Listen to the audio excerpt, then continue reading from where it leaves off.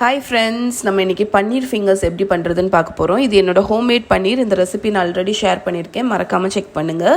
So பன்னீரை fingers மாதிரி cut பண்ணிவிட்டு ஒரு பவுலில் எடுத்துக்கோங்க. அதில் salt, pepper, garlic powder, chilli powder, amchur powder, அது வந்து ட்ரை மேங்கோ பவுடர், புளிப்பாக இருக்கும். அப்புறம் கொஞ்சம் ஜீரகப்பொடி, நீங்கள் என்ன ஸ்பைசஸ் வேணாலும் போட்டுக்கலாம். நல்லா மிக்ஸ் பண்ணிடுங்க.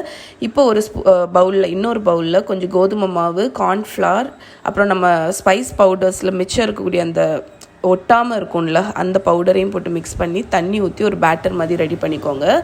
இப்போது பன்னீரை வந்து அந்த பேட்டரில் டிப் பண்ணி பேங்கோ பிரெட் க்ரம்ஸ் வச்சுருக்கேன். அது நல்லா க்ரன்ச்சியாக இருக்கும் உங்களுக்கு அந்த பன்னீரை ஃப்ரை பண்ணும்போது. இதோட லிங்க் எல்லாமே கீழே டிஸ்கிரிப்ஷனில் இருக்குது, செக் பண்ணுங்கள். அந்த பிரெட் க்ரம்ஸில் நல்லா கோட் பண்ணிக்கோங்க. ஸோ ஒரு கை வந்து நீங்கள் பேட்டரில் முக்க வச்சுக்கோங்க, ஒரு கையை வந்து பிரெட் க்ரம்ஸில் கோட் பண்ண வச்சுக்கோங்க. அதுக்கப்புறம் ஒரு சின்ன பேனில் எண்ணெய் ஷாலோ ஃப்ரை பண்ண போகிறோம். அந்த எண்ணெயில் வந்து நம்ம வச்சுருக்கிற பன்னீரை வந்து ஆட் பண்ணி நல்லா கோல்டனாக ஆகிற வரைக்கும் ஃப்ரை பண்ணி எடுத்துருங்க.